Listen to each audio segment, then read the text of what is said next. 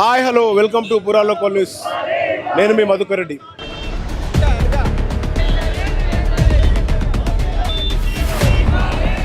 Karimnagar municipal కార్మికులకు సంబంధించి వేతనాలు అలాగే పర్మనెంట్ కేటగిరీలో వారి ఉద్యోగాలను ఫైనల్ చేయాలని చెప్పి డిమాండ్ చేస్తూ ధర్నాకు దిగడం జరిగింది. అయితే వీరితో మాట్లాడదాం. మున్సిపల్ కార్మికులను పర్మనెంట్ చేయడంతో పాటు కనీస వేతనం 26,000 పైన ఉండాలని వారు డిమాండ్ చేస్తున్నారు. ఈ నేపథ్యంలోనే Telangana municipal workers and employees union ఆందోళన ఉన్న పరిస్థితుల్లో వీరితో మాట్లాడే ప్రయత్నం చేద్దాం. కొంతమంది నాయకులు ఉన్నారు. వీళ్ళందరూ తెలిసి అసలు ఈ సిఐటియు మొట్టమొదటి నుంచి కూడా కార్మికుల పక్షాన నిలుస్తుందని వాళ్ళు చెప్పుకున్నప్పటికీ అసలు ఈ డిమాండ్ ఎలా ఉన్నాయి వీళ్ళతో మాట్లాడే ప్రయత్నం చేద్దాం. ముకుంద్ రెడ్డి ఉన్నారు, వారితో మాట్లాడదాం. చెప్పండి, అసలు మీకు ఈ హామీ ప్రభుత్వం ఇచ్చిందా లేకుంటే మీరు డిమాండ్ చేస్తున్నారా? ప్రభుత్వము కాంగ్రెస్ పార్టీ ఎన్నికల ముందు ఎన్నికల మేనిఫెస్టోలో ఇచ్చిన హామీలు ఉన్నాయి.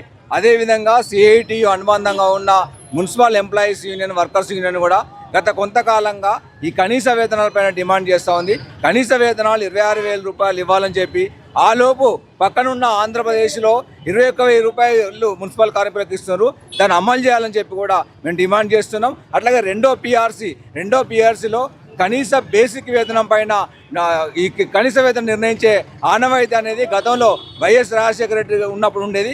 ఆ తర్వాత వచ్చిన ప్రభుత్వాలు దాన్ని పక్కకు పెట్టి వేతనాలు చాలా తగ్గిస్తూ వచ్చినాయి. అదే పద్ధతిలో ఇప్పుడు రెండవ పిఆర్సీలో మినిమం బేసిక్ ఏదైతే ఉందో ఆ బేసిక్ను ఫిక్స్ చేసి కార్మికులకు అందరూ కూడా దాన్ని అమలు చేయాలి.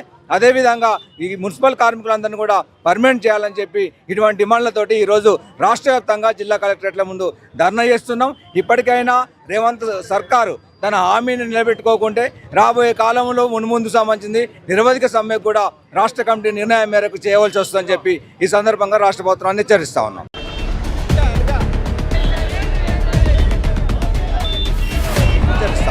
మీరు చెప్పండి, అంటే ఈరోజు ఆందోళనతోనేనా లేకుంటే ఏదైనా సమ్మె నోటీసు ఇదంతా కూడా ప్రభుత్వం దృష్టికి వెళ్ళిందా? చర్చలు జరిగాయా దీనిపైన ప్రస్తుతం ఉన్న కాంగ్రెస్ గవర్నమెంట్తో కానీ ముఖ్యమంత్రితో కానీ? ఇప్పటికీ 2-3 సార్లు ముఖ్యమంత్రి గారికి, మంత్రులకు వినతి పత్రాలు ఇచ్చాం, జిల్లా కలెక్టర్లకు ఇచ్చాం.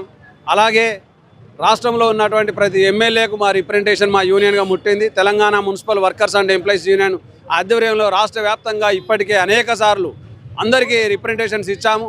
ప్రభుత్వం ఇంతవరకు చర్చలకు విలువలేదు, చర్చలకు విలువాలి.